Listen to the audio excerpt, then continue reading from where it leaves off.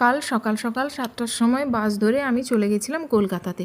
কলকাতাতে একটু দরকার ছিল। তবে জানো তো, এই কয়েকদিন ধরে বলতে গেলে পরপর 3 দিন আমাকে বাড়ি থেকে এই 3 দিন ধরে কলকাতা যাতায়াত করতে হচ্ছে। প্রায় 9:45-10টার দিকে আমি নেমে গেছি বিশ্ব বাংলা গেটে। আর বিশ্ব বাংলা গেটে নেমেই আমি অটো ধরবো তার আগে দেখো নিজেকে দেখছিলাম, আমার চুলগুলো পুরো কাকের বাসার মতো হয়ে গেছে। আর এইদিকে অটো ধরে এখন আমি যাব ডাউনটাউন মলে। এর আগের দিনও কলকাতায় এসেছিলাম, শনিবার, সেই ভিডিওটা করা হয়নি, খুবই ব্যস্ত ছিলাম। আর ডাউনটাউন মলে আমার একটা খুব জরুরি দরকার আছে, সেই কারণেই আসা। তো এখানে এসে সকাল থেকে যেহেতু কিছুই খাওয়া হয়নি তাই চলে গেছিলাম। এখানে কাছাকাছি কোনো খাওয়ার দোকান দেখতেও পাচ্ছিলাম না।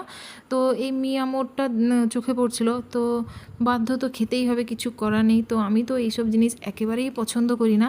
তো এটার নাম কি বলে আমি ঠিক জানি না, তো এটাই নিলাম। তবে একেবারেই বাজে খেতে যাকে বলে। আমার কাজগুলো শেষ হওয়ার পরে এখন আমি ব্যাকে আসবো।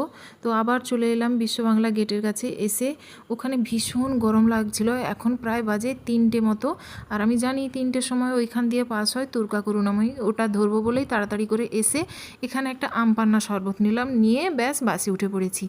এখন বাড়িতে এসে পৌঁছে গেছি। এখন প্রায় বাজে 6টা 15। ফ্রেশ ট্রেশ হয়ে কোনো রকম সারাদিন 1 কাপ চাও খাওয়া হয়নি। আর তোমরা তো ভালো করেই জানো, চা না পেলে আমি সেভাবে ঠিক এনার্জিটুকুই পাই না। এই সপ্তাহে পরপর 3 দিনই কলকাতা চণ্ডীপুর আপ ডাউন করতে করতে আমার যেন বিরক্তি চলে এসছে। তবে আজকের যেন একটু শান্তিতে একটু বিশ্রাম নেব।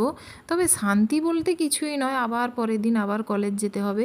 যাই হোক, ফ্রেশ ট্রেশ হয়ে তারপরে আমি 1 কাপ দুধ চা নিয়ে বসলাম। অনেকক্ষণ ধরে মোবাইলটাও দেখা হয়নি। এমনিতে জানো তো, আমি বাসে উঠলে না মোবাইল দেখতে পারি না, মাথাটা ভীষণ ঘোরায়। তাই জন্য এসে ফেসবুকটা খুলে দেখছিলাম আর বসে বসে চা খাচ্ছিলাম। আজকে রাত্রে আমাকে রান্না করতে হবে না, কারণ এমনিতেও আমি কোথাও থেকে জার্নি করে এলে তো সোনা আমাকে রান্না করতে দেয় না, ও আমাকে বলে রেস্ট নাও, ওই রান্না করে। তো বাজার থেকে নিয়ে এসছে মাংস, আজকে রাত্রে হবে মাংস আর ভাত। ভিডিওটা কেমন লাগলো তোমরা অবশ্যই